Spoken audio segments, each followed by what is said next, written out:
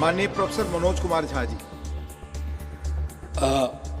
माननीय उपसभापति जी, आपका बहुत बहुत धन्यवाद।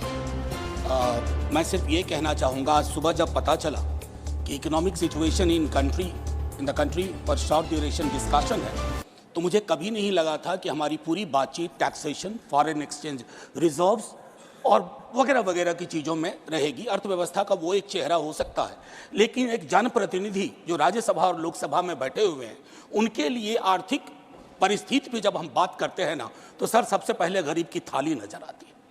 गरीब की, आप फॉरेन एक्सचेंज रिजर्व कुछ भी रख लो, लेकिन अगर गरीब की थाली में ऊपर परिलक्षित नहीं हो रहा है तो फाइल भी किताबी है और गांव भी किताबी। मैं सिर्फ, और हाँ, बहुत बढ़िया कहा जावड़ेकर साहब ने कहा 80 करोड़ लोगों को, हालांकि मैं उस शब्द का इस्तेमाल नहीं करूंगा कि मुफ्त कुछ नहीं होता है सर। मैं कई बार सदन में बोल चुका हूं, अगर 80 करोड़ लोगों को आपको अनाज देना पड़ रहा है तो मुझको अर्थव्यवस्था पर कोई टिप्पणी नहीं करनी है कि आर्थिक परिस्थिति क्या है, कितनी समावेशी है, वगैरह वगैरह। सर, माननीय उपसभापति जी, सुधांशु जी जब बोल रहे थे, तालियां बज रही थी सत्ता पक्ष से, बजती भी हैं। अब विजय साई रेड्डी जी को कष्ट हुआ तो उन्होंने कह भी दिया कि ताली क्यों नहीं बजा रहे हो। तो जब सुधांशु जी ताली बजा रहे के वक्तव्य पे ताली बज रही थी, तो मुझे लगा कि गांव शहरों के बेरोजगार पर यह ताली कितनी भारी पड़ रही होगी। प्रधानमंत्री जी 14 में जब पहली बार चुने गए तो वो मंदिर मस्जिद की साइज के लिए नहीं चुने गए थे। 2 करोड़ प्रतिवर्ष नौकरियां उनका वादा था। 2 दाएं 20 करोड़। एक श्वेत पत्र तो बनता है कि हम कहां हैं।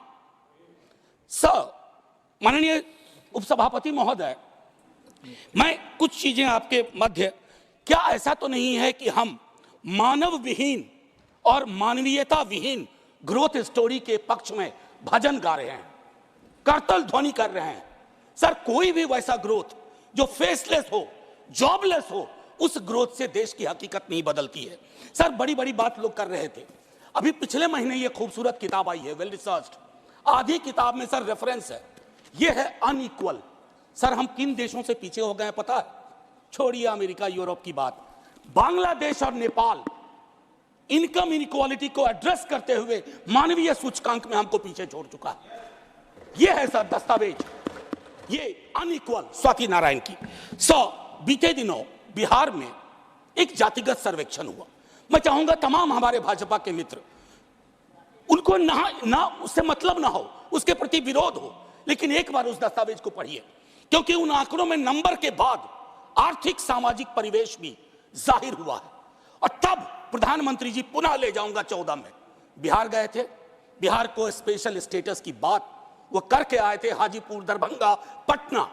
सर, बिहार को आपकी जरूरत है माननीय सत्ता पक्ष। बिहार के पास रेवेन्यू के साधन कमतर हैं। बिहार को लेबर सप्लाई स्टेट के नजरिए से मत देखिए, बिहार को स्पेशल स्टेटस दीजिए। क्योंकि अगर आप इस किताब का विश्लेषण करें, सरकार के आंकड़ों का विश्लेषण करें, तो आपको साफ दिखेगा कि बिहार, झारखंड, उत्तर प्रदेश और मध्य प्रदेश देश के बाकी राज्यों से पिछड़ रहा है। उसके अलावा दूसरा पहलू कहता हूं माननीय उपसभापति महोदय, इस किताब में बाबा साहब भीमराव अंबेडकर को धृत किया गया है, नॉर्थ साउथ डिवाइड के संदर्भ में भी। और ये पुरानी बात है सर, एफडीआई को ही देखिए कि नॉर्थ में कितना, साउथ में कितना, तो ये फर्क आपको साफ नजर आ जाएगा। इसलिए मैं कहता हूं कि बिहार को नए नजरिए से देखिए। जो शुरुआत वहां के मुख्यमंत्री नीतीश जी, तेजस्वी जी ने की, आप हैंड होल्डिंग करिए और स्पेशल स्टेटस दीजिए। दूसरी चीज सर, अगर मनरेगा में रूरल डिमांड बढ़ रहा है तो रूरल डिस्ट्रेस को एक्नॉलेज करिए। उसको एक्नॉलेज किए बगैर बात नहीं बनेगी।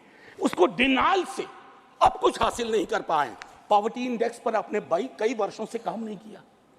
आप आंकड़ों के बारे में तो इस सरकार का दृष्टिकोण है कि विश्व के टिम्बकटू में अगर एक आंकड़ा पक्ष का कोई बोल दो तो उसको प्रदर्शनी लगा देंगे। अगर कोई आंकड़ा सरकार को असहज करता है कहेंगे हम तो इसको मानते ही नहीं है, इनकी तो मेथोडोलॉजी खराब है। साहब नहीं, ये डिफरेंशियल दृष्टिकोण मत रखिए। हंगर इंडेक्स पे खुल के कहिए हम मीट नहीं कर पाए हैं। ये सत्ता पक्ष और विपक्ष का मामला नहीं है, ये मामला है हमारे कलेक्टिव फेलियर का। हमें एड्रेस करना होगा। आपको असल में लग गया सर, बस 1 मिनट लूंगा माफी के साथ।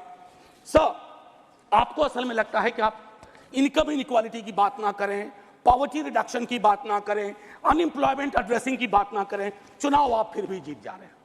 मैं मानता हूं आपने वो तिलिस्म विकसित कर लिया है कि समस्याओं को एड्रेस किए बगैर भी चुनाव कैसे जीते जा सकते हैं, लेकिन जिन बोतल से निकला ये जिन देश पर बहुत भारी पड़ने जा रहा है। वेल्थ टैक्स को लेकर के, इनकम इनक्वालिटी को लेकर मैंने कहा, वेल्थ टैक्स 16 में आपने अबॉलिश कर दिया। किसानों के बारे में सर मैं कहता हूं, आप कहते हैं शेयर बाजार उछल रहा है, बड़ी तारीफ होती है सर। शेयर बाजार उछले और एक किसान आत्महत्या कर ले, एक युवा बेरोजगार आत्महत्या कर ले, तो आप किस चीज को कहेंगे सर? और कुछ नहीं कहना चाहता। हाशिए के समूहों में पॉवर्टी की जो परिस्थिति है, आप बिहार का डेटा देखिए। आखिरी सर, एक सुधांशु जी बड़ी अच्छी चीजें बता गए, हमें तो लगा कि हम तो बेकार परेशानी है गरीबी से, भुखमरी से। 30 सेकंड सर। तो मैं आपके माध्यम से अपने मित्रवर को कहता हूं, जब कश्ती साबितो सालिम थी, साहिल की तमन्ना किसको थी? अब ऐसी शिकस्ता कश्ती पे साहिल की तमन्ना कौन करे? कहा जाता है हिंदुस्तान में किसी भी बीमारी का इलाज करवाना बहुत मुश्किल, बहुत महंगा। गलत। आप सलारिया जलसा फाउंडेशन के मेंबर बनो, बाइट मेडिकल कॉलेज एंड हॉस्पिटल आने वाले 5 साल तक आपका पूरा इलाज फ्री करेगा। धन्यवाद।